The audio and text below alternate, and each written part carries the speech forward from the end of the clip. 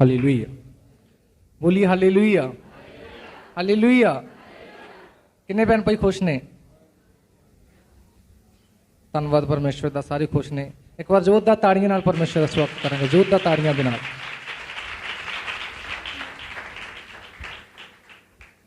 आइए परमेश्वर के वचन को खोलांगे। किन्ने भैन भाइयों को बाइबल है? सारे भैन भाई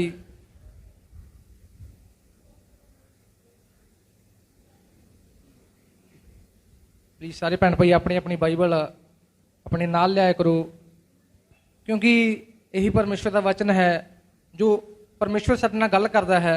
इस वचन के राही गल करता है। चाहे तुहानू बाइबल पढ़नी नहीं आउंदी, चाहे तुसी अनपढ़ हो, पर अपनी बाइबल अपने नाल लैके आओ। बोलिए हालेलुया।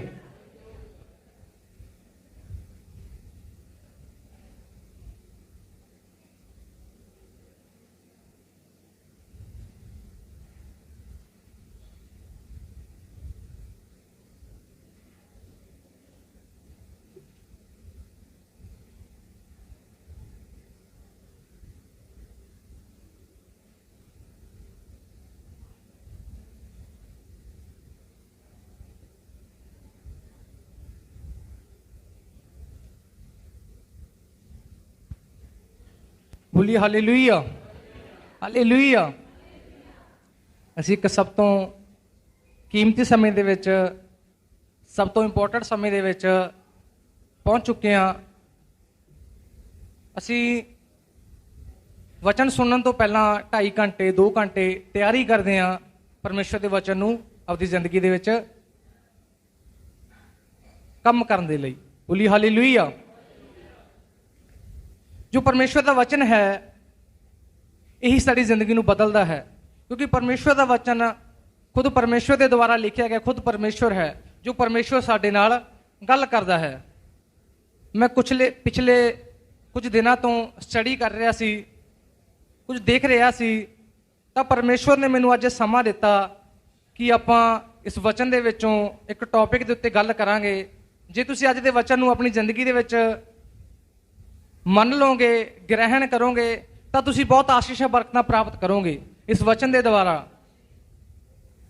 इस वचन का जो मैं अज तुहानू दसन जा रहा, उसका मेन टाइटल की आ, ऑनर योर लीडर। अपने दास का आदर करो, अपने पास्टर का आदर करो। अज मैं तुहानू सिर्फ बाइबल दे विचों दसांगा क्यों अपने दास का, अपने पास्टर का आदर करना। कोई तुहानू कहानी नहीं दसांगा, सिर्फ जो परमेश्वर का वचन सानू दसदा है, डायरैक्ट परमेश्वर के वचन दे विचों तुहाडे नाल गल करांगा। बोलिए हालेलुया। जो एक पास्टर शब्द है, एक शब्द तो लेता गया जिसका नाम होता है पास्चर। पास्चर का मतलब होता है चरवाहा, अयाली। पास्चर का मतलब की होता है? चरवाहा, अजाली। उसनू शुद्ध करके उस तो पास्टर शब्द कढ़िया गया। पास्टर शब्द का, पास्टर वर्ड का मतलब आ चार गाह दे वल लैके जाने वाला। पहला किसी मतलब अजाली, दूसरा मतलब उनकी निकलदा चार गाह दे वल लैके जाने वाला। बोलिए हालेलुया।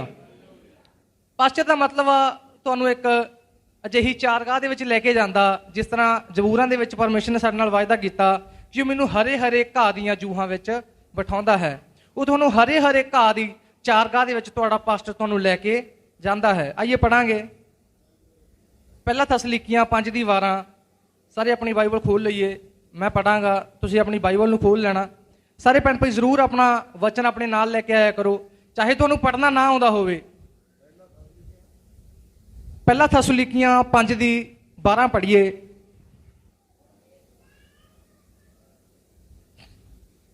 आइए ध्यान दे नाल सुनिए।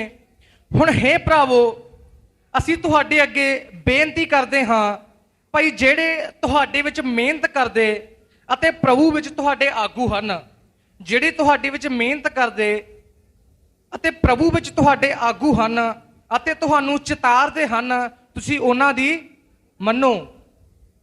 इस वचन दे विच की लिखिया? इसदा टॉपिक की बनदा? अपने पास्टर नू प्यार करो। इसका मोटिव की आ? अपने पास्टर की आग्याकारी करने का मतलब की आ? ਜੇ ਤੁਸੀਂ ਚਾਹੁੰਦੇ ਹੋ ਪਰਮੇਸ਼ਰ ਤੁਹਾਨੂੰ ਬਰਕਤਾਂ ਦੇਣ, ਪਰਮੇਸ਼ਰ ਤੁਹਾਨੂੰ ਆਸ਼ੀਸ਼ਾਂ ਦੇਣ, ਜੋ ਪਰਮੇਸ਼ਰ ਦੇ ਤੁਹਾਡੇ ਦਾਸ ਪ੍ਰਭੂ ਨੇ ਤੁਹਾਨੂੰ ਦਿੱਤੇ ਨੇ, ਤੁਹਾਨੂੰ ਉਹਨਾਂ ਦੀ ਗੱਲਾਂ ਨੂੰ ਸੁਣਨਾ ਪਵੇਗਾ। ਬੋਲੀ ਹਾਲੇਲੂਇਆ।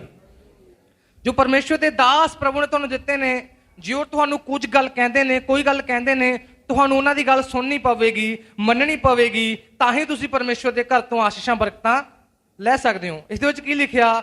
ਹੁਣ ਹੇ ਭਰਾਵੋ, ਅਸੀਂ ਤੁਹਾਡੇ ਅੱਗੇ ਬੇਨਤੀ ਕਰਦੇ ਹਾਂ ਭਾਈ, ਜਿਹੜੇ ਤੁਹਾਡੇ ਵਿੱਚ ਮਿਹਨਤ ਕਰਦੇ ਅਤੇ ਪ੍ਰਭੂ ਵਿੱਚ ਤੁਹਾਡੇ ਆਗੂ ਹਨ ਅਤੇ ਤੁਹਾਨੂੰ ਚਿਤਾਰਦੇ ਹਨ, ਤੁਸੀਂ ਉਹਨਾਂ ਦੀ ਮੰਨੋ। ਬੋਲੀ ਹਾਲੇਲੂਇਆ।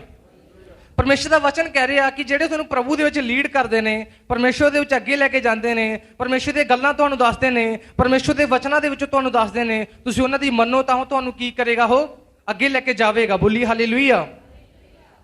ਮੈਂ ਤੁਹਾਨੂੰ ਕੁਝ ਅਜਿਹੇ ਪੁਆਇੰਟਸ ਦੱਸਾਂਗਾ ਜਿਨ੍ਹਾਂ ਪੁਆਇੰਟਸ ਦੇ ਦੁਆਰਾ ਤੁਹਾਨੂੰ ਰੀਅਲਾਈਜ਼ ਹੋਵੇਗਾ, ਤੁਸੀਂ ਫੀਲ ਕਰੋਗੇ, ਤੁਹਾਨੂੰ ਪਤਾ ਚੱਲੇਗਾ ਕਿ ਪਰਮੇਸ਼ਰ ਦਾ ਵਚਨ ਰੱਬ ਦੇ ਦਾਸਾਂ ਦੇ ਲਈ, ਤੁਹਾਡੇ ਆਤਮਿਕ ਪਿਤਾ ਦੇ ਲਈ ਤੁਹਾਨੂੰ ਕੀ ਆਖਦਾ ਹੈ। ਬੋਲੀ ਹਾਲੇਲੂਇਆ।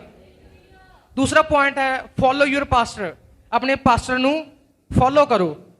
ਪਹਿਲਾ ਪੁਆਇੰਟ ਕੀ ਸੀ? ਆਪਣੇ ਪਾਸਟਰ ਨੂੰ ਪਿਆਰ ਕਰੋ। ਦੂਸਰਾ ਪੁਆਇੰਟ ਆ ਆਪਣੇ ਪਾਸਟਰ ਨੂੰ ਫੋਲੋ ਕਰੋ। ਉਹਨਾਂ ਦੀ ਪੈੜ ਤੇ ਪੈੜ ਉੱਤੇ ਰੱਖ ਕੇ ਅੱਗੇ ਵਧੋ।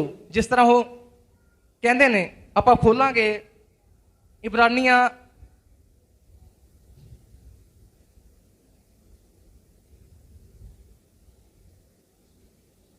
13:17 ਖੋਲੀਏ।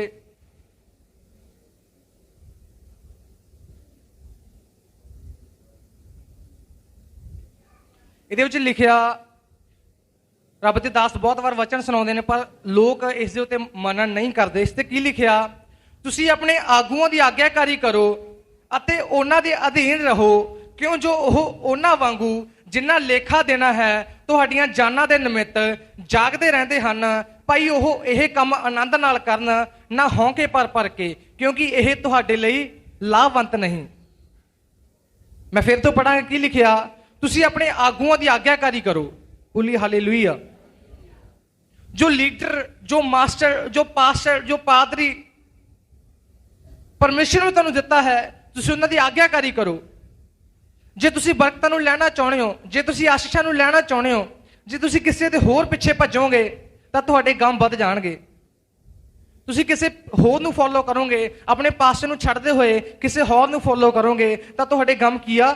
ਵੱਧ ਜਾਣਗੇ। ਪਰ ਪਰਮੇਸ਼ਰ ਦਾ ਵਚਨ ਆਖਦਾ ਹੈ ਤੁਸੀਂ ਆਪਣੇ ਆਗੂਆਂ ਦੀ ਆਗਿਆਕਾਰੀ ਕਰੋ ਜਿਨ੍ਹਾਂ ਤੁਹਾਡੀਆਂ ਜਾਨਾਂ ਦਾ ਲੇਖਾ ਦੇਣਾ ਹੈ। ਇੱਥੇ ਤਾਂ ਆਪਾਂ ਇੱਕ ਵਧੀਆ ਜ਼ਿੰਦਗੀ ਜੀ ਲਾਂਗੇ, ਪਰ ਜਦੋਂ ਆਪਾਂ ਸਵਰਗ ਦੇ ਵਿੱਚ ਜਾਵਾਂਗੇ ਤੁਹਾਡੇ ਦਾਸ ਤੁਹਾਡੀ ਕੀ ਗਵਾਹੀ ਦੇਣਗੇ? ਕੀ ਬੰਦਾ ਮੇਰੇ ਨਾਲ ਵਫਾਦਾਰੀ ਦੇ ਨਾਲ ਚੱਲਿਆ, ਮੇਰੀ ਆਗਿਆਕਾਰੀ ਦੇ ਵਿੱਚ ਚੱਲਿਆ ਜਾਂ ਨਹੀਂ? ਜਾਂ ਕਦੇ ਇੱਧਰ ਵਗ ਜਾਂਦਾ ਸੀ, ਕਦੇ ਉੱਧਰ ਚਲੇ ਜਾਂਦਾ ਸੀ, ਕਦੇ ਉੱਧਰ ਚਲੇ ਜਾਂਦਾ ਸੀ, ਕਦੇ ਉੱਧਰ ਚਲੇ ਜਾਂਦਾ ਸੀ। ਜੇ ਤੁਸੀਂ ਅੱਜ ਦਾ ਵਚਨ ਸਿੱਖੋਗੇ, ਇਸ ਨੂੰ ਮੰਨੋਗੇ, ਤੁਹਾਨੂੰ ਬਹੁਤ ਕੁਝ ਸਿੱਖਣ ਨੂੰ ਮਿਲੇਗਾ ਕਿ ਪਰਮੇਸ਼ਰ ਦਾ ਆਤਮਾ ਕੀ ਆਖਦਾ ਹੈ। ਇਹ ਮੈਂ ਕੁਝ ਨਹੀਂ ਦੱਸ ਰਿਹਾ ਤੁਹਾਨੂੰ, ਮੈਂ ਸਿਰਫ ਜੋ ਪਰਮੇਸ਼ਰ ਦਾ ਆਤਮਾ ਮੈਨੂੰ ਕਹਿ ਰਿਹਾ ਮੈਂ ਤੁਹਾਨੂੰ ਉਹ ਐਕਸਪਲੇਨ ਕਰ ਰਿਹਾ, ਪਰਮੇਸ਼ਰ ਦੀ ਆਵਾਜ਼ ਤੁਹਾਡੇ ਤੱਕ ਪਹੁੰਚਾ ਰਿਹਾ। ਇਹ ਪਰਮੇਸ਼ਰ ਦਾ ਵਚਨ ਤੁਹਾਨੂੰ ਆਖ ਰਿਹਾ ਹੈ ਤੁਸੀਂ ਆਪਣੇ ਆਗੂਆਂ ਦੀ ਆਗਿਆਕਾਰੀ ਕਰੋ ਜਿਨ੍ਹਾਂ ਤੁਹਾਨੂੰ ਪਰਮੇਸ਼ਰ ਦਾ ਵਚਨ ਸੁਣਾਇਆ, ਜਿਨ੍ਹਾਂ ਤੁਹਾਨੂੰ ਪ੍ਰਭੂ ਦੇ ਵਿੱਚ ਉਂਗਲੀ ਫੜ ਕੇ ਚੱਲਣਾ ਸਿਖਾਇਆ। ਉਹਨਾਂ ਦੀ ਚਾਲ ਦੇ ਉੜਕ ਦੇ ਵੱਲ ਧਿਆਨ ਕਰਕੇ ਉਹਨਾਂ ਦੀ ਨੇਚਰ ਦੀ ਰੀਸ ਕਰੋ, ਉਹਨਾਂ ਦੀ ਪੈੜ ਦੇ ਉੱਤੇ ਪੈੜ ਧਰਦੇ ਹੋਏ ਅੱਗੇ ਚੱਲੋ। ਜੇ ਤੁਸੀਂ ਪਰਮੇਸ਼ਰ ਦੇ ਵਿੱਚ ਕਾਮਯਾਬ ਹੋਣਾ ਚਾਹੁੰਦੇ ਹੋ, ਪਰਮੇਸ਼ਰ ਦੇ ਵਿੱਚ ਇੱਕ ਆਸ਼ੀਸ਼ਿਤ ਵਿਅਕਤੀ ਹੋਣਾ ਚਾਹੁੰਦੇ ਹੋ।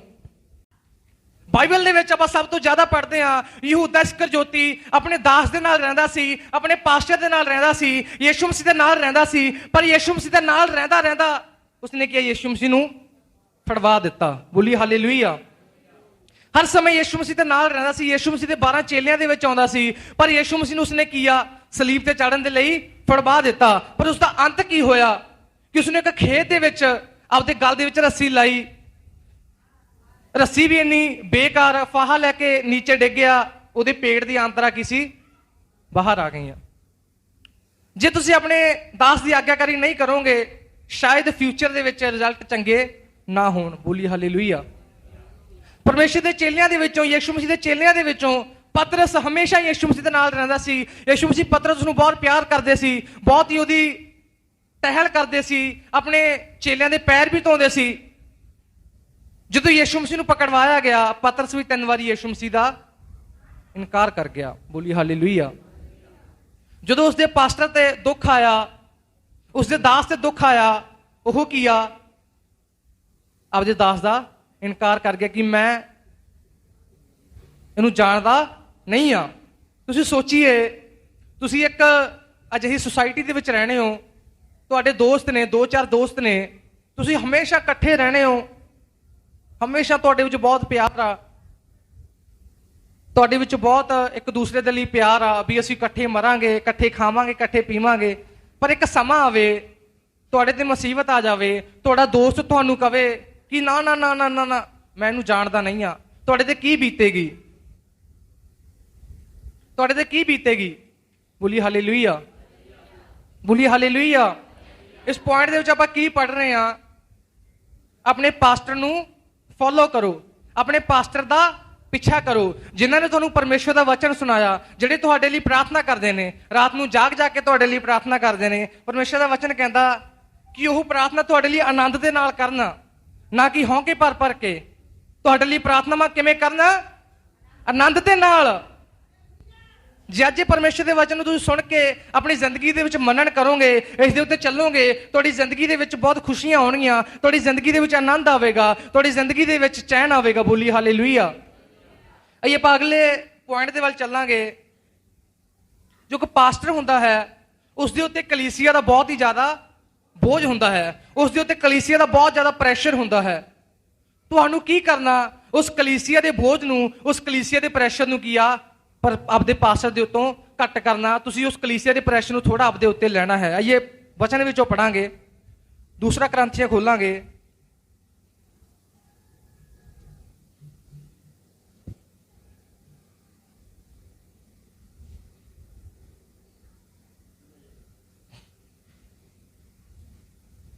ਦੂਸਰਾ ਕਰੰਥੀ ਖੋਲਾਂਗੇ 11 ਦੀ 28 ਮੈਂ ਪੜਾਂਗਾ, ਤੁਸੀਂ ਖੋਲੀਏ। ਦੂਸਰਾ ਕਰੰਥੀਆਂ 11 ਦੀ 28। ਇਸ ਦੇ ਵਿੱਚ ਲਿਖਿਆ ਹੈ, ਦੂਸਰਾ ਕਰੰਥੀਆਂ 11 ਦੀ 28, ਅਤੇ ਹੋਰ ਗੱਲਾਂ ਤੋਂ ਬਾਅਦ ਸਾਰੀਆਂ ਕਲੀਸਿਆ ਦੀ ਚਿੰਤਾ ਮੈਨੂੰ ਰੋਜ਼ ਆਣ ਦਬਾਉਂਦੀ ਹੈ। ਇਹ ਪਰਮੇਸ਼ਵਰ ਦਾ ਦਾਸ ਪੌਲਸ ਲਿਖ ਰਿਹਾ ਹੈ। ਉਹ ਕੀ ਕਹਿੰਦਾ ਕਿ ਹੋਰ ਗੱਲਾਂ ਤੋਂ ਬਾਅਦ ਜੋ ਕਲੀਸਿਆ ਦੀ ਚਿੰਤਾ ਗਈ, ਕਲੀਸਿਆ ਦਾ ਵੀ ਆ ਮੇਰੀ ਭੈਣ ਦਾ ਆਹ ਕੰਮ ਹੋਣ ਵਾਲਾ, ਆ ਮੇਰੀ ਭੈਣ ਦਾ ਇਹਦਾ ਇਹ ਬੱਚੇ ਦਾ ਵਿਆਹ ਕਰਨਾਗਾ, ਆਹ ਬੱਚੇ ਦਾ ਇਹਨੂੰ ਇਹ ਪ੍ਰੋਬਲਮ ਆ, ਆਹ ਬੱਚੇ ਨੂੰ ਇਹ ਪ੍ਰੋਬਲਮ ਆ, ਇਹ ਮੇਰੀ ਜੋ ਭੈਣ ਆ ਇਸ ਨੂੰ ਇਹ ਚੀਜ਼ ਦੀ ਜ਼ਰੂਰਤ ਆ। ਪਰ ਜੋ ਇਨਸਾਨ ਤੁਹਾਨੂੰ ਜਾਣਦਾ ਹੀ ਨਹੀਂ ਆ, ਉਹ ਤੁਹਾਡਾ ਪ੍ਰੈਸ਼ਰ ਕਿਵੇਂ ਰੱਖ ਸਕਦਾ? ਤੁਹਾਡਾ ਦਾਸ ਤੁਹਾਡੇ ਬਾਰੇ ਜਾਣਦਾ ਹੈ, ਉਸਨੂੰ ਪਤਾ ਹੈ ਤੁਹਾਨੂੰ ਕਿਸ ਚੀਜ਼ ਦੀ ਜ਼ਰੂਰਤ ਹੈ, ਤੁਹਾਨੂੰ ਪੈਸੇ ਦੀ ਜ਼ਰੂਰਤ ਹੈ, ਤੁਹਾਨੂੰ ਘਰ ਦੀ ਜ਼ਰੂਰਤ ਹੈ, ਤੁਹਾਨੂੰ ਕਿਸੇ ਅੱਛੀ ਵਸਤੂ ਦੀ ਜ਼ਰੂਰਤ ਹੈ। ਪਰ ਜੋ ਤੁਹਾਨੂੰ ਜਾਣਦਾ ਹੀ ਨਹੀਂ ਆ, ਉਹ ਤੁਹਾਡੇ ਲਈ ਕੀ ਬੋਝ ਰੱਖ ਸਕਦਾ ਹੈ? ਬੋਲੀ ਹਾਲੇਲੂਇਆ। ਪਰਮੇਸ਼ਰ ਦਾ ਵਚਨ ਆਖ ਰਿਹਾ ਹੈ, ਪਰਮੇਸ਼ਰ ਦਾ ਦਾਸ ਕਹਿੰਦਾ ਕਿ ਮੈਨੂੰ ਕਲੀਸਿਆ ਦੀ ਬਹੁਤ ਚਿੰਤਾ ਰਹਿੰਦੀ ਹੈ। ਇੱਥੇ ਲਿਖਿਆ, ਤੇ ਹੋਰ ਗੱਲਾਂ ਤੋਂ ਬਾਅਦ ਸਾਰੀਆਂ ਕਲੀਸਿਆ ਦੀ ਚਿੰਤਾ ਮੈਨੂੰ ਰੋਜ਼ ਆਣ ਕੇ ਦਬਾਉਂਦੀ ਹੈ। ਇਸ ਲਈ ਆਪਣੇ ਦਾਸ ਤੋਂ ਜੋ ਕਲੀਸਿਆ ਦਾ ਥੋੜਾ ਬੋਝ ਆ ਆਪਣੇ ਉੱਤੇ ਲਈਏ, ਆਪ ਪਰਮੇਸ਼ਰ ਦੇ ਕੰਮਾਂ ਨੂੰ ਕਰੀਏ। ਹਾਲੇਲੂਇਆ। ਜੇ ਤੁਸੀਂ ਪਰਮੇਸ਼ਰ ਦੇ ਕੰਮਾਂ ਨੂੰ ਵਧਾਉਣਾ ਚਾਹੁੰਦੇ ਹੋ ਤਾਂ ਤੁਹਾਨੂੰ ਪ੍ਰਭੂ ਦੇ ਲਈ ਕੁਝ ਨਾ ਕੁਝ ਕਰਨਾ ਪਵੇਗਾ। ਬੋਲੀ ਹਾਲੇਲੂਇਆ। ਕਿੰਨੇ ਭੈਣ ਭਾਈ ਖੁਸ਼ ਨੇ? ਕਿੰਨੇ ਭੈਣ ਭਾਈ ਖੁਸ਼ ਨੇ? ਹਾਲੇਲੂਇਆ। ਆਪਣੇ ਗਵਾਂਢੀ ਨੂੰ ਕਹੀਏ ਮੈਂ ਖੁਸ਼ ਹਾਂ, ਆਪਣੇ ਗਵਾਂਢੀ ਨੂੰ ਕਹੀਏ ਤੂੰ ਵੀ ਖੁਸ਼ ਆ। ਮਾਰਨਾ ਨਹੀਂ ਆ, ਹੌਲੀ ਹਲਕੇ ਨਾਲ ਕਹਿਣਾ ਵੀ ਤੂੰ ਖੁਸ਼ ਆ। ਹਾਲੇਲੂਇਆ। ਸੱਚਮੁੱਚ ਸਾਡਾ ਪਰਮੇਸ਼ਰ ਸਾਨੂੰ ਖੁਸ਼ ਰੱਖਣ ਵਾਲਾ ਪਰਮੇਸ਼ਰ ਹੈ, ਕਿਉਂਕਿ ਜੋ ਪਰਮੇਸ਼ਰ ਦੇ ਦਾਸ ਨੇ ਉਹਨਾਂ ਦਾ ਜ਼ਿਆਦਾ ਨਿਆਂ ਕੀਤਾ ਜਾਵੇਗਾ, ਉਹਨਾਂ ਤੋਂ ਜ਼ਿਆਦਾ ਸਖਤੀ ਦੇ ਨਾਲ ਉਹਨਾਂ ਦੀ ਸਜ਼ਾ ਕੀ ਆ ਆਪਾਂ ਪੜਾਂਗੇ। ਯਾਕੂਬ 3 ਦੀ 1 ਪੜੀਏ।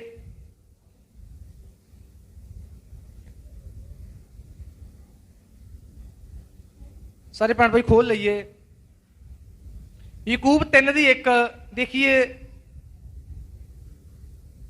ਨਵੇਂ ਨਿਯਮ ਦੇ ਵਿੱਚ ਬਿਲਕੁਲ ਲਾਸਟ ਤੇ, ਨਵੇਂ ਨਿਯਮ ਦੇ ਵਿੱਚ ਬਿਲਕੁਲ ਲਾਸਟ ਤੇ ਯਾਕੂਬ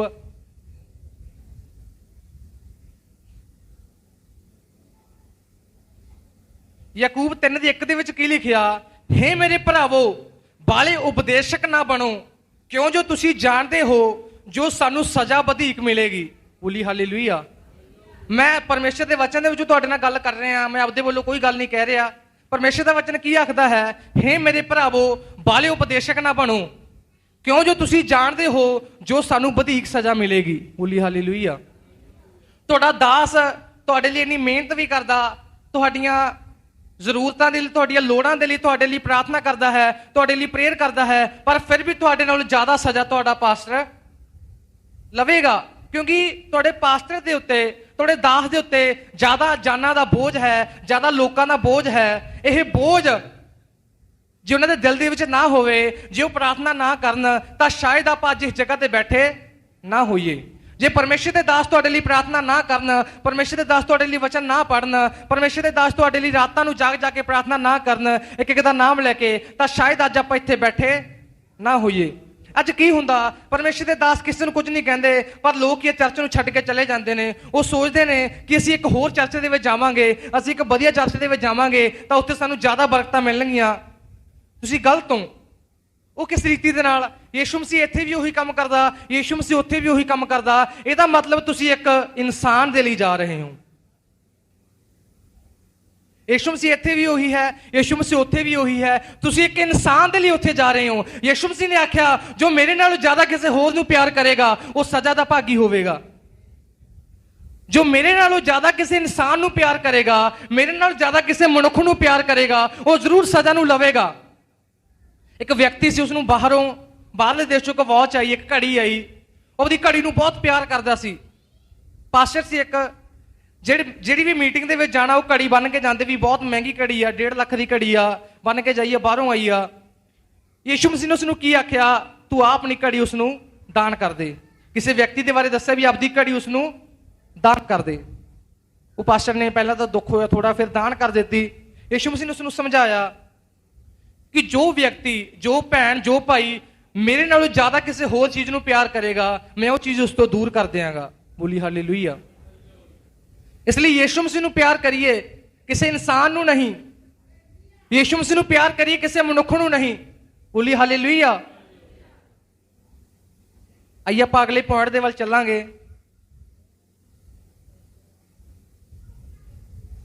ਖੋਲਾਂਗੇ ਆਪਾਂ ਰੋਮੀਆਂ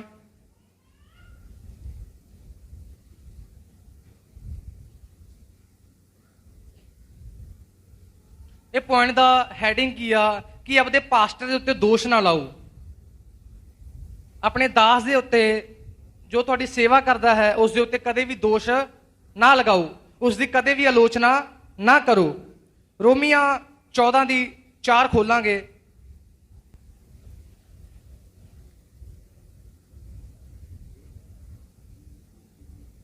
ਰੋਮੀਆਂ 14 ਦੀ 4 ਖੋਲਾਂਗੇ। ਸਾਰੇ ਭੈਣ ਭਾਈ ਆਪਣੀ ਆਪਣੀ ਬਾਈਬਲ ਦੇ ਖੋਲ ਲਈਏ, ਕਿਉਂਕਿ ਅੱਜ ਦਾ ਵਚਨ ਮੈਂ ਤੁਹਾਨੂੰ ਸਿਰਫ ਬਾਈਬਲ ਦੀਆਂ ਆਇਤਾਂ ਦੇ ਵਿੱਚੋਂ ਦੱਸਾਂਗਾ ਕਿ ਪਰਮੇਸ਼ਰ ਦਾ ਵਚਨ ਤੁਹਾਡੀ ਜ਼ਿੰਦਗੀ ਦੇ ਲਈ ਕੀ ਆਖਦਾ ਹੈ। ਪਰਮੇਸ਼ਰ ਦਾ ਵਚਨ ਤੁਹਾਨੂੰ ਕੀ ਆਖਦਾ ਹੈ ਕਿ ਤੁਸੀਂ ਪਰਮੇਸ਼ਰ ਦੇ ਦਾਸ ਦੇ ਨਾਲ ਕਿਸ ਰੀਤੀ ਦੇ ਨਾਲ ਪਿਆਰ ਕਰੋ। ਬੋਲੀ ਹਾਲੇਲੂਇਆ।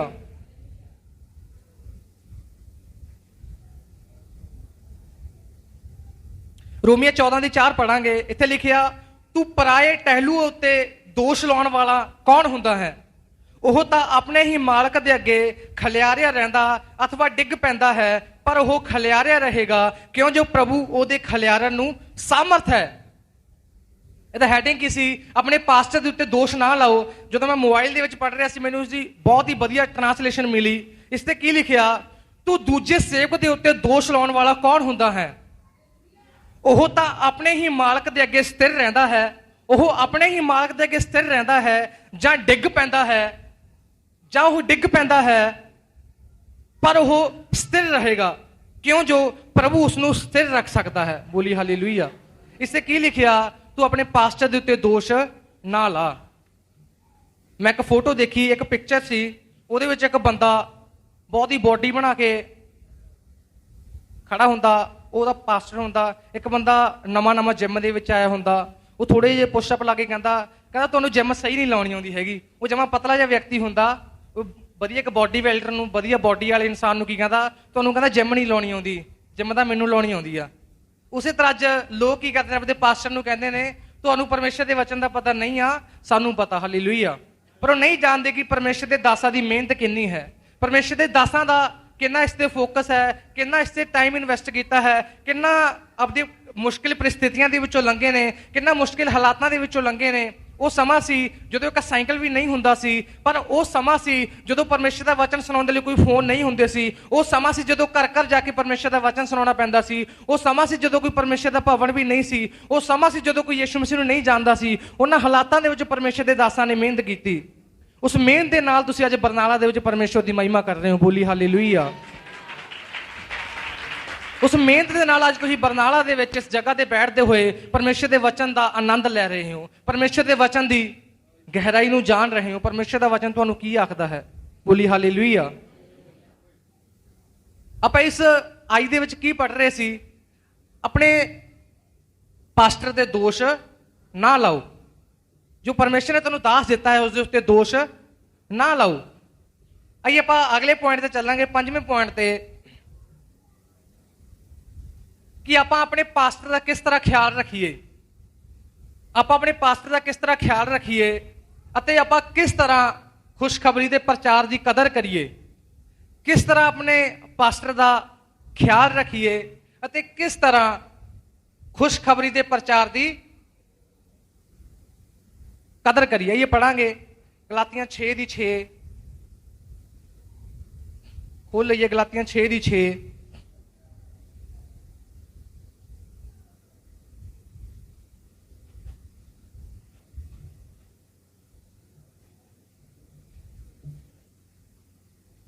ਗਲਾਤੀਆਂ 6:6 ਆਈਏ ਆਪਾਂ ਪੜਾਂਗੇ। ਪਰ ਜਿਹੜਾ ਬਾਣੀ ਦੀ ਸਿੱਖਿਆ ਲੈਂਦਾ ਹੈ ਉਹ ਸਿਖਾਉਣ ਵਾਲੇ ਨੂੰ ਸਾਰਿਆਂ ਪਦਾਰਥਾਂ ਵਿੱਚ ਸਾਂਝੀ ਕਰੇ। ਤੁਸੀਂ ਧੋਖਾ ਨਾ ਖਾਓ, ਪਰਮੇਸ਼ਰ ਠੱਠਿਆਂ ਵਿੱਚ ਨਹੀਂ ਉਡਾਈਦਾ। ਕਿਉਂ ਜੋ ਮਨੁੱਖ ਜੋ ਕੁਝ ਬੀਜਦਾ ਹੈ ਸੋਈ ਉਹ ਵੱਢੇਗਾ। ਇਹਦੀ ਪਹਿਲੀ ਅਧ ਦੇ ਵਿੱਚ ਕੀ ਲਿਖਿਆ? ਪਰ ਜਿਹੜਾ ਬਾਣੀ ਦੀ ਸਿੱਖਿਆ ਲੈਂਦਾ ਹੈ ਉਹ ਸਿਖਾਉਣ ਵਾਲੇ ਨੂੰ ਸਾਰਿਆਂ ਪਦਾਰਥਾਂ ਵਿੱਚ ਸਾਂਝੀ ਕਰੇ। ਜਿਹੜਾ ਬਾਣੀ ਦੀ ਸਿੱਖਿਆ ਲੈਂਦਾ ਹੈ, ਜਿਹੜੇ ਪਰਮੇਸ਼ਰ ਦੇ ਵਚਨ ਦੀ ਸਿੱਖਿਆ ਲੈਂਦਾ ਹੈ, ਜਿਹੜਾ ਬੰਦਾ ਤੁਹਾਨੂੰ ਪਰਮੇਸ਼ਰ ਦੇ ਵਚਨ ਦੇ ਬਾਰੇ ਸਿਖਾ ਰਿਹਾ ਹੈ, ਉਹਨੂੰ ਸਾਰੀਆਂ ਗੱਲਾਂ ਦੇ ਵਿੱਚ ਸਾਂਝੀ ਕਰੀਏ। ਜੋ ਪਰਮੇਸ਼ਰ ਦਾ ਬੰਦਾ ਤੁਹਾਨੂੰ ਪਰਮੇਸ਼ਰ ਦੇ ਵਚਨ ਦੇ ਬਾਰੇ ਸਿਖਾ ਰਿਹਾ ਹੈ ਉਸ ਨੂੰ ਸਾਰੀਆਂ ਗੱਲਾਂ ਦੇ ਵਿੱਚ ਸਾਂਝੀ ਕਰੀਏ। ਜੇ ਤੁਸੀਂ ਇਦਾਂ ਨਹੀਂ ਕਰਦੇ, ਇਸ ਤੋਂ ਅਗਲੀ ਵਰਸ ਦੇ ਵਿੱਚ ਕੀ ਲਿਖਿਆ? ਤੁਸੀਂ ਧੋਖਾ ਨਾ ਖਾਓ, ਪਰਮੇਸ਼ਰ ਠੱਠਿਆਂ ਵਿੱਚ ਨਹੀਂ ਉਡਾਈਦਾ। ਕਿਉਂਕਿ ਮਨੁੱਖ ਜੋ ਕੁਝ ਬੀਜਦਾ ਹੈ ਸੋਈ ਉਹ ਵੱਢੇਗਾ ਵੀ। ਜਿਹੜਾ ਆਪਣੇ ਸਰੀਰ ਲਈ ਬੀਜਦਾ ਹੈ ਉਹ ਸਰੀਰੋਂ ਵਿਨਾਸ਼ ਨੂੰ ਵੱਢੇਗਾ, ਅਤੇ ਜਿਹੜਾ ਆਤਮਾ ਲਈ ਬੀਜਦਾ ਹੈ ਉਹ ਆਤਮਾ ਤੋਂ ਸਦੀਪਕ ਜੀਵਨ ਨੂੰ ਵੱਢੇਗਾ। ਅਤੇ ਭਲਾਈ ਕਰਦਿਆਂ ਅਸੀਂ ਅੱਕ ਨਾ ਜਾਈਏ, ਕਿਉਂਕਿ ਜੇ ਹੌਸਲਾ ਨਾ ਹਾਰੀਏ ਤਾਂ ਅਸੀਂ ਵੇਲੇ ਸਿਰ ਵੱਢਾਂਗੇ। ਉਪਰੰਤ ਜਿਵੇਂ ਸਾਨੂੰ ਮੌਕਾ ਮਿਲੇ ਅਸੀਂ ਸਭਨਾਂ ਨਾਲ ਭਲਾ ਕਰੀਏ, ਪਰ ਨਿੱਜ ਕਰਕੇ ਨਿਸ਼ਚਾਵਾਨਾਂ ਦੇ ਨਾਲ। ਇਸ ਵਚਨ ਦੇ ਵਿੱਚ ਕੀ ਲਿਖਿਆ? ਅਸੀਂ ਸਭਨਾਂ ਦੇ ਨਾਲ ਭਲਾ ਕਰੀਏ, ਪਰ ਸਭ ਤੋਂ ਜ਼ਿਆਦਾ ਭਲਾ ਕਰਨ ਦੀ ਕਿਸ ਦੇ ਨਾਲ ਜ਼ਰੂਰਤ ਹੈ? ਪਰਮੇਸ਼ਰ ਦੇ ਦਾਸਾਂ ਦੇ ਨਾਲ। ਕਿ ਤੁਸੀਂ ਜਾਣਦੇ ਹੋ ਪਰਮੇਸ਼ਰ ਦੇ ਦਾਸ ਨੇ ਆਪਣੇ ਜੀਵਨ ਨੂੰ ਕਿਸ ਤਰ੍ਹਾਂ ਬਤੀਤ ਕਰਦੇ ਨੇ, ਆਪਣੇ ਜੀਵਨ ਨੂੰ ਕਿਸ ਤਰ੍ਹਾਂ ਨਿਰਵਾਹ ਕਰਦੇ ਨੇ, ਕਿਸ ਤਰ੍ਹਾਂ ਉਹਨਾਂ ਦਾ ਜੀਵਨ ਹੁੰਦਾ ਹੈ। ਆਈਏ ਆਪਾਂ ਅਗਲੇ ਵਰਸ ਦੇ ਵਿੱਚ ਪੜਾਂਗੇ। ਪਹਿਲਾ ਕੁਰਿੰਥੀਆਂ 9 ਖੋਲੀਏ। ਪਹਿਲਾ ਕੁਰਿੰਥੀਆਂ 9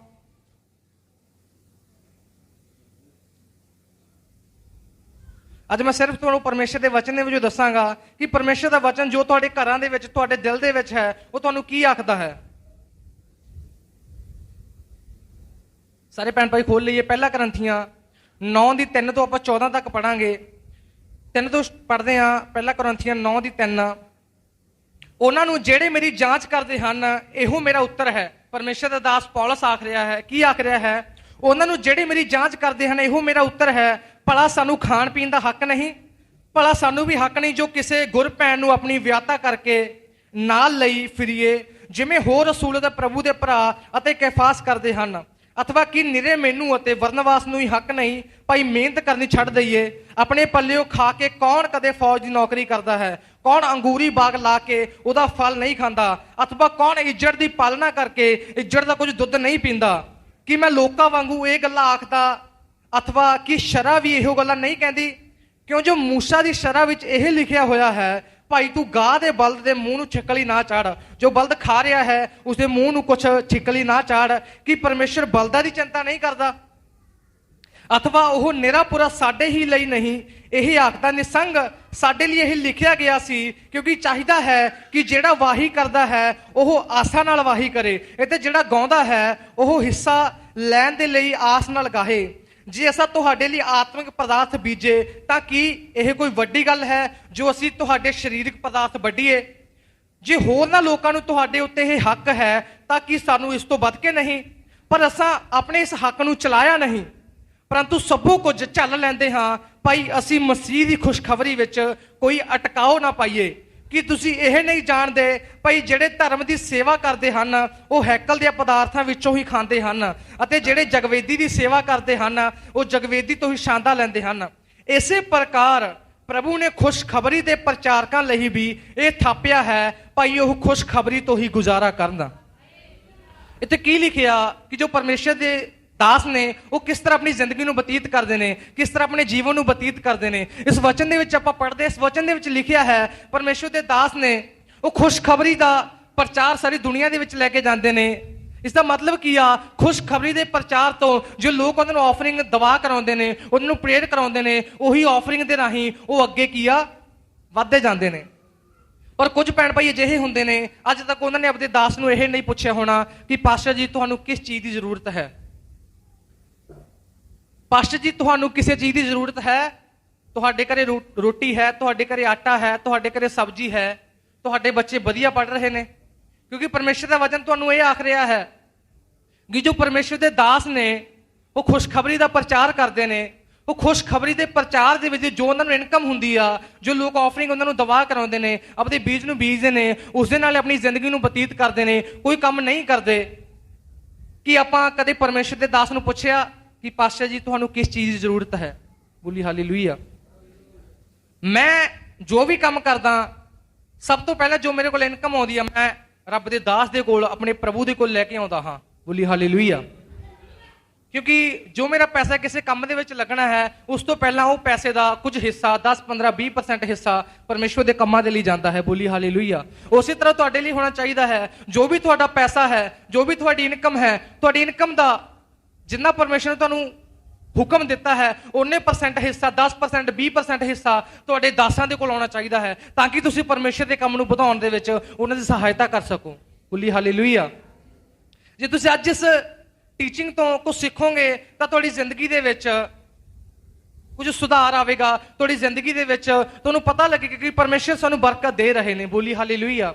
ਅੱਜ ਕੁਝ ਲੋਕਾਂ ਦੀ ਬਰਕਤ ਕਿਉਂ ਰੁਕੀ ਹੋਈ ਆ? ਕਿਉਂਕਿ ਉਹ ਪਰਮੇਸ਼ਰ ਦੇ ਦਾਸਾਂ ਦਾ ਉਹਨਾਂ ਦੇ ਜੀਵਨ ਦੇ ਵੱਲ ਧਿਆਨ ਨਹੀਂ ਦਿੰਦੇ ਕਿ ਰੱਬ ਦੇ ਦਾਸ ਨੂੰ ਕਿਹੜੀ ਚੰਗੀ ਵਸਤੂ ਦੀ ਜ਼ਰੂਰਤ ਹੈ। ਜੇ ਆਪਾਂ ਇੱਕ ਚੰਗੀ ਰੋਟੀ ਖਾਂਦੇ ਆ ਤਾਂ ਆਪਾਂ ਨੂੰ ਏਦਾਂ ਹੋਣਾ ਚਾਹੀਦਾ ਕਿ ਮੇਰੇ ਦਾਸ ਵੀ ਇੱਕ ਵਧੀਆ ਰੋਟੀ ਖਾਣ। ਬੋਲੀ ਹਾਲੇਲੂਇਆ। ਇਸ ਦੀ 14 ਅਧ ਦੇ ਵਿੱਚ ਕੀ ਲਿਖਿਆ? 14 ਅਧ ਪੜਾਂਗੇ। ਇਸੇ ਪ੍ਰਕਾਰ ਪ੍ਰਭੂ ਨੇ ਖੁਸ਼ਖਬਰੀ ਦੇ ਪ੍ਰਚਾਰਕਾਂ ਲਈ ਵੀ ਇਹ ਥਾਪਿਆ ਹੈ ਭਾਈ ਉਹ ਖੁਸ਼ਖਬਰੀ ਤੋਂ ਹੀ ਗੁਜ਼ਾਰਾ ਕਰਨ। 16 ਅਧ ਪੜਾਂਗੇ। ਭਾਵੇਂ ਮੈਂ ਖੁਸ਼ਖਬਰੀ ਸੁਣਾਵਾਂ ਤਾਂ ਵੀ ਮੇਰਾ ਕੋਈ ਅਭਿਮਾਨ ਨਹੀਂ, ਇਸ ਕਰਕੇ ਜੋ ਇਹ ਤਾਂ ਮੇਰੇ ਲਈ ਅਵਸ਼ ਹੈ। ਅਫਸੋਸ ਹੈ ਮੇਰੇ ਉੱਤੇ ਜੇ ਮੈਂ ਖੁਸ਼ਖਬਰੀ ਨਾ ਸੁਣਾਵਾਂ। ਪਰਮੇਸ਼ਰ ਦੇ ਦਾਸ ਤੁਹਾਨੂੰ ਕੀ ਆਖ ਰਹੇ ਨੇ ਕਿ ਜੇ ਅਸੀਂ ਤੁਹਾਨੂੰ ਖੁਸ਼ਖਬਰੀ ਸੁਣਾ ਰਹੇ ਹਾਂ, ਇਹ ਸਾਡੇ ਲਈ ਅਵਸ਼ ਆ, ਇਹ ਸਾਡੇ ਲਈ ਜ਼ਰੂਰੀ ਆ ਕਿ ਅਸੀਂ ਤੁਹਾਨੂੰ ਪਰਮੇਸ਼ਰ ਦੇ ਰਾਜ ਦੇ ਬਾਰੇ ਦੱਸੀਏ, ਪਰਮੇਸ਼ਰ ਦੀ ਖੁਸ਼ਖਬਰੀ ਦੇ ਬਾਰੇ ਦੱਸੀਏ, ਪਰਮੇਸ਼ਰ ਦਾ ਪ੍ਰਚਾਰ ਤੁਹਾਨੂੰ ਸੁਣਾਈਏ। ਜੇ ਤੁਹਾਨੂੰ ਅਸੀਂ ਪ੍ਰਚਾਰ ਨਹੀਂ ਸੁਣਾਉਂਦੇ ਤਾਂ ਅਸੀਂ ਗਲਤ ਕਰਦੇ ਹਾਂ। ਜੇ ਤੁਸੀਂ ਪਰਮੇਸ਼ਰ ਦੇ ਦਾਸਾਂ ਦਾ ਧਿਆਨ ਨਹੀਂ ਰੱਖਦੇ ਤਾਂ ਤੁਸੀਂ ਗਲਤ ਕਰਦੇ ਹੋ। ਬੋਲੀ ਹਾਲੇਲੂਇਆ। ਕਿਉਂਕਿ ਪਰਮੇਸ਼ਰ ਦਾ ਵਚਨ ਧਿਆਨ ਦੇ ਨਾਲ ਸੁਣ ਲਈਏ ਤੁਹਾਨੂੰ ਕੀ ਆਖਦਾ ਹੈ। ਅੱਜ ਬਹੁਤ ਲੋਕ ਹੁੰਦੇ ਨੇ, ਇੱਕ ਪਾਸਟਰ ਤੋਂ ਘਰੇ ਬੰਦਗੀ ਕਰਾ ਲਈ, ਦੂਸਰੇ ਪਾਸਟਰ ਤੋਂ ਕਰਾ ਲਈ, ਕਦੇ ਕਿਤੇ ਚਲੇ ਗਏ, ਕਦੇ ਕਿਤੇ ਚਲੇ ਗਏ। ਅਜਿਹੇ ਲੋਕਾਂ ਤੋਂ ਹਮੇਸ਼ਾ ਸਾਵਧਾਨ ਰਹੀਏ, ਅਜਿਹੇ ਲੋਕਾਂ ਤੋਂ ਬਚ ਕੇ ਰਹੀਏ। ਪਰਮੇਸ਼ਰ ਦਾ ਵਚਨ ਇਹਨਾਂ ਦੇ ਪ੍ਰਤੀ ਕੀ ਆਖਦਾ ਹੈ ਪੜਾਂਗੇ। ਰੋਮੀਆਂ 16 ਦੀ 17 ਪੜ੍ਹੀਏ।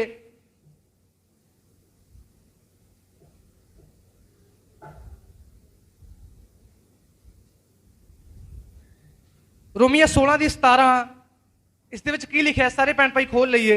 ਰੋਮੀਆਂ 16 ਦੀ 17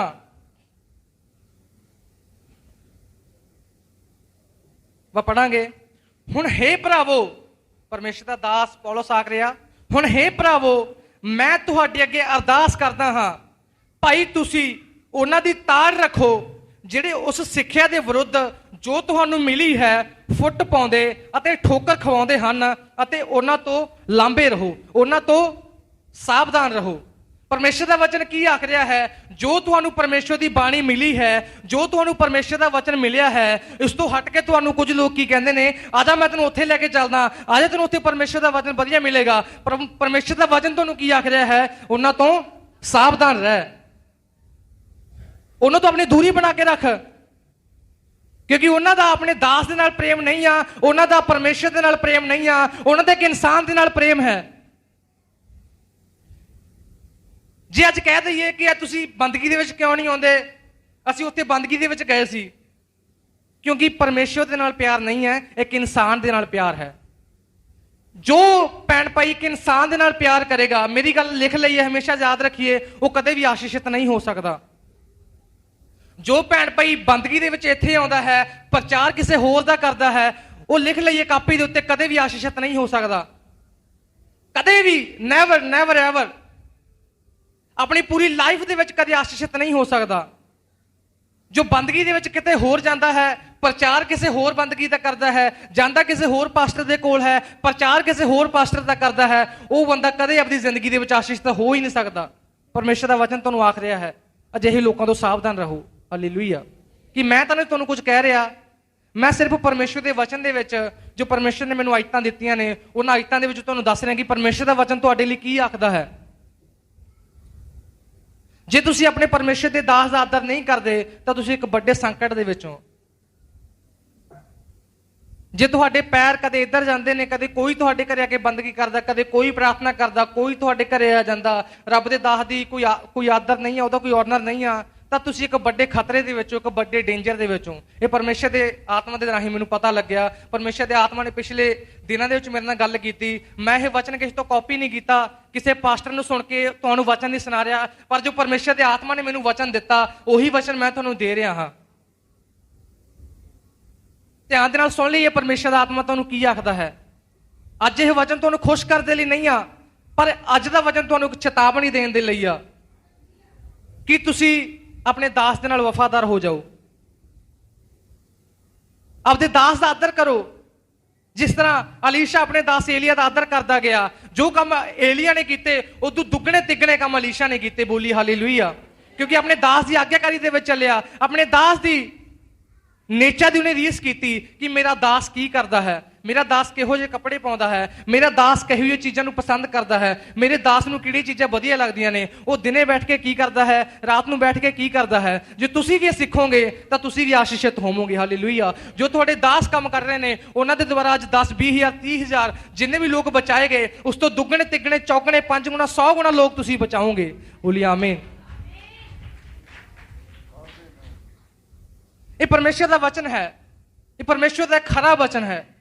ਜੋ ਖਰੇ ਵਚਨ ਆਪਣੇ ਦਿਲ ਦੇ ਵਿੱਚ ਸਾਂਭਦੇ ਨੇ, ਜੇ ਬੁਖਾਰ ਵਾਲੇ ਵਿਅਕਤੀ ਨੂੰ ਖੰਘ ਦੀ ਦਵਾਈ ਦੇ ਦਈਏ, ਉਹਦਾ ਬੁਖਾਰ ਕਦੇ ਵੀ ਠੀਕ ਨਹੀਂ ਹੋਵੇਗਾ।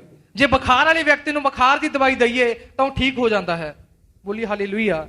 ਜੇ ਉਹ ਵਿਅਕਤੀ ਗੋਲੀਆਂ ਨੂੰ ਉਹਦੇ ਲਵੇ ਰੱਖ ਲਵੇਗਾ, ਆਪਦੇ ਅੰਦਰ ਖਾਵੇਗਾ ਨਹੀਂ, ਤਾਂ ਉਸਦਾ ਬੁਖਾਰ ਠੀਕ ਨਹੀਂ ਹੋ ਸਕਦਾ। ਬੋਲੀ ਹਾਲੇਲੂਇਆ। ਕਿੰਨੇ ਭੈਣ ਭਾਈ ਨੂੰ ਵਚਨ ਸਮਝ ਆ ਰਿਹਾ? ਕਿੰਨੇ ਭੈਣ ਭਾਈ ਨੀਂਦ ਆ ਰਹੀ ਆ? ਬੋਲੀ ਹਾਲੇਲੂਇਆ। ਕੁੜੀਆਂ ਨੂੰ ਆ ਰਹੀ ਆ। Hallelujah, hallelujah. ਪਰਮੇਸ਼ਰ ਦਾ ਵਚਨ ਸਾਨੂੰ ਬਹੁਤ ਕੁਝ ਸਿੱਖਣ ਨੂੰ ਦਿੰਦਾ ਹੈ। ਪਰਮੇਸ਼ਰ ਦੇ ਵਚਨ ਦੇ ਵਿੱਚੋਂ ਸਾਨੂੰ ਬਹੁਤ ਕੁਝ ਸਿੱਖਣ ਨੂੰ ਮਿਲਦਾ। ਆਪਾਂ ਪੁਆਇੰਟ ਪੜ੍ਹੇ। ਪਹਿਲਾ ਪੁਆਇੰਟ ਕੀ ਸੀ? ਆਪਣੇ ਪਾਸਟਰ ਨੂੰ ਪਿਆਰ ਕਰੋ। ਸਾਰੇ ਭੈਣ ਭਾਈ ਬੋਲੀਏ, ਆਪਣੇ ਪਾਸਟਰ ਨੂੰ ਪਿਆਰ ਕਰੋ।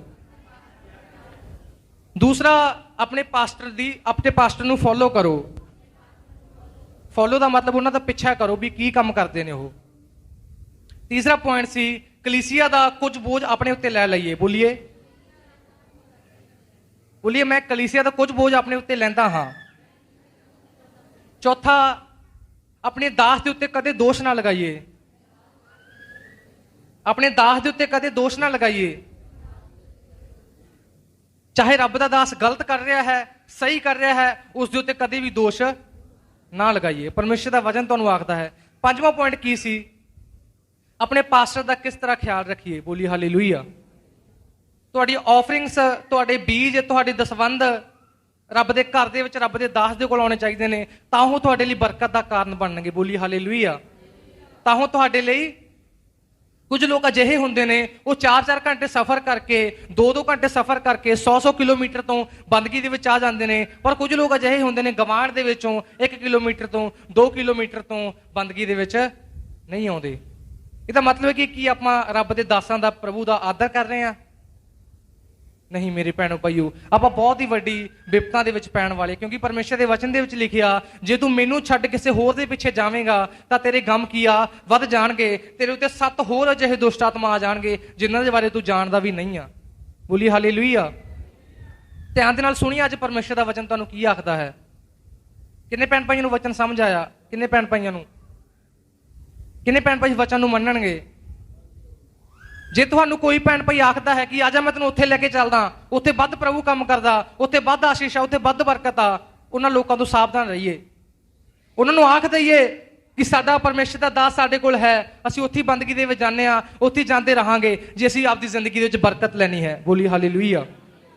ਜੇ ਅਸੀਂ ਆਪਣੀ ਜ਼ਿੰਦਗੀ ਦੇ ਵਿੱਚ ਆਸ਼ੀਸ਼ ਲੈਣੀ ਹੈ, ਅਸੀਂ ਉੱਥੇ ਬੰਦਗੀ ਦੇ ਵਿੱਚ ਜਾਂਦੇ ਰਹਾਂਗੇ, ਕਿਉਂਕਿ ਸਾਡਾ ਪਰਮੇਸ਼ਰ ਸਾਨੂੰ ਜਾਣਦਾ ਹੈ, ਸਾਡਾ ਪਰਮੇਸ਼ਰ ਸਾਡੇ ਦਾਸ ਨੂੰ ਜਾਣਦਾ ਹੈ, ਸਾਡਾ ਪਰਮੇਸ਼ਰ ਸਾਡੇ ਦਿਲਾਂ ਨੂੰ ਜਾਣਦਾ ਹੈ। ਉਹ ਸਾਡੇ ਲਈ ਵੱਡਾ ਕੰਮ ਕਰੇਗਾ। ਹਾਲੇਲੂਇਆ।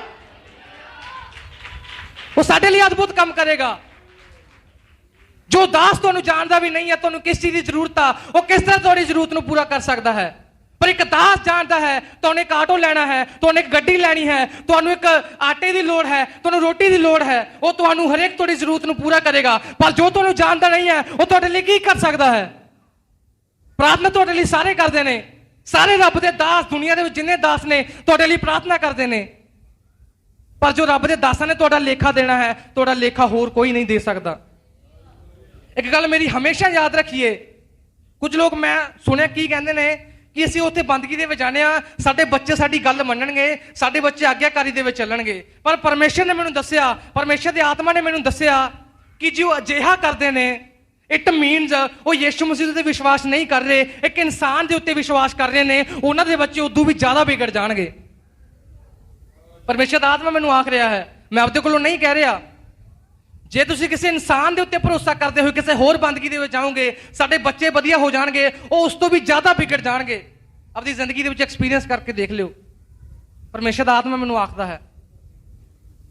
ਮੈਂ ਜਿਸ ਜਗ੍ਹਾ ਤੇ ਖੜ ਕੇ ਵਚਨ ਸੁਣਾ ਰਿਹਾ, ਤੁਹਾਨੂੰ ਪਰਮੇਸ਼ਰ ਦੇ ਵਚਨ ਦੇ ਰਾਹੀਂ ਦੱਸ ਰਿਹਾ, ਪਰਮੇਸ਼ਰ ਦਾ ਆਤਮਾ ਮੈਨੂੰ ਕੀ ਆਖ ਰਿਹਾ ਹੈ, ਉਹ ਮੈਂ ਤੈਨੂੰ ਲੀਡ ਕਰ ਰਿਹਾ। ਮੈਨੂੰ ਕਿਸੇ ਪਾਸਟਰ ਨੇ ਨਹੀਂ ਦੱਸਿਆ, ਪਰ ਮੈਂ ਆਪਣੇ ਰੱਬ ਦੇ ਦਾਸਾਂ ਤੋਂ ਸਿੱਖਿਆ, ਜਿਨ੍ਹਾਂ ਦੀ ਮੈਂ ਸੰਗਤੀ ਦੇ ਵਿੱਚ ਚੱਲਿਆ, ਜਿਨ੍ਹਾਂ ਦੀ ਪੈਰ ਤੇ ਪੈਰ ਰੱਖ ਕੇ ਚੱਲਿਆ। ਇਹਨਾਂ ਨੇ ਮੈਨੂੰ ਸਿਖਾਇਆ ਹੈ, ਇਹਨਾਂ ਨੇ ਮੈਨੂੰ ਦੱਸਿਆ ਹੈ, ਤੂੰ ਕਿਸ ਰੀਤੀ ਦੇ ਨਾਲ ਵਚਨ ਸੁਣਾਉਣਾ ਹੈ, ਕਿਸ ਰੀਤੀ ਦੇ ਨਾਲ ਉਹਦੇ ਮਾਤਾ ਪਿਤਾ ਦਾ ਆਦਰ ਕਰਨਾ ਹੈ, ਕਿਸ ਰੀਤੀ ਦੇ ਨਾਲ ਪ੍ਰਭੂ ਦਾ ਆਦਰ ਕਰਨਾ ਹੈ, ਕਿਸ ਰੀਤੀ ਦੇ ਨਾਲ ਆਪਣੇ ਪਾਸਟਰ ਦੇ ਨਾਲ ਵਫਾਦਾਰ ਰਹਿਣਾ ਹੈ, ਕਿਸ ਰੀਤੀ ਦੇ ਨਾਲ ਆਪਣੇ ਚਰਚ ਦੇ ਨਾਲ ਵਫਾਦਾਰ ਰਹਿਣਾ ਹੈ। ਮੈਨੂੰ ਕਿਸੇ ਪਾਸਟਰ ਨੇ ਨਹੀਂ ਦੱਸਿਆ। ਜੇ ਤੁਸੀਂ ਸੋਚਦੇ ਹੋ ਕਿ ਉਹ ਪਾਸਟਰ ਮੇਰੇ ਲਈ ਬੈਸਟ ਕਰ ਸਕਦਾ ਹੈ, ਉਹ ਪਾਸਟਰ ਮੇਰੇ ਲਈ ਵਧੀਆ ਕਰ ਸਕਦਾ ਹੈ, ਤੁਸੀਂ ਇੱਕ ਮੁਸੀਬਤ ਦੇ ਵਿੱਚ ਹੋ, ਤੁਸੀਂ ਇੱਕ ਮੁਸ਼ਕਿਲ ਦੇ ਵਿੱਚ ਹੋ। ਅੱਜ ਕੁਝ ਲੋਕ ਚਰਚ ਦੇ ਵਿੱਚ ਨਹੀਂ ਆ ਰਹੇ, ਕਿਸੇ ਹੋਰ ਮੀਡੀਆ ਦੇ ਵਿੱਚ ਜਾ ਰਹੇ ਨੇ। ਇਹ ਗੱਲ ਮੇਰੀ ਨੋਟ ਕਰ ਲਓ ਕਾਪੀ ਦੇ ਉੱਤੇ, ਕਦੇ ਵੀ ਆਸ਼ੀਸ਼ਿਤ ਨਹੀਂ ਹੋਣਗੇ, ਕਦੇ ਵੀ, ਨੈਵਰ ਨੈਵਰ। ਕਾਪੀ ਦੇ ਉੱਤੇ ਲਿਖ ਲਿਓ, ਅੱਜ 29/5/2022 ਆਪਦੀ ਕਾਪੀ ਦੇ ਉੱਤੇ ਲਿਖ ਲਿਓ, ਕਦੇ ਵੀ ਆਸ਼ੀਸ਼ਿਤ ਨਹੀਂ ਹੋਣਗੇ। ਉਹ ਇੱਧਰ ਉੱਧਰ ਭੱਜਦੇ ਰਹਿ ਜਾਣਗੇ, ਪਰ ਜੋ ਆਪਣੇ ਦਾਸ ਦੇ ਨਾਲ ਜੁੜੇ ਰਹਿਣਗੇ, ਉਹ ਉਚਾਈਆਂ ਦੇ ਉੱਤੇ ਜਾਣਗੇ। ਬੋਲੀਏ ਆਮੀਨ, ਬੋਲੀਏ ਹਾਲੇਲੂਇਆ, ਹਾਲੇਲੂਇਆ, ਹਾਲੇਲੂਇਆ। ਇੱਕ ਵਾਰ ਜ਼ੋਰਦਾਰ ਤਾੜੀਆਂ ਵਜਾਵਾਂਗੇ ਯਿਸੂ ਮਸੀਹ ਦੇ ਲਈ, ਜ਼ੋਰਦਾਰ ਤਾੜੀਆਂ।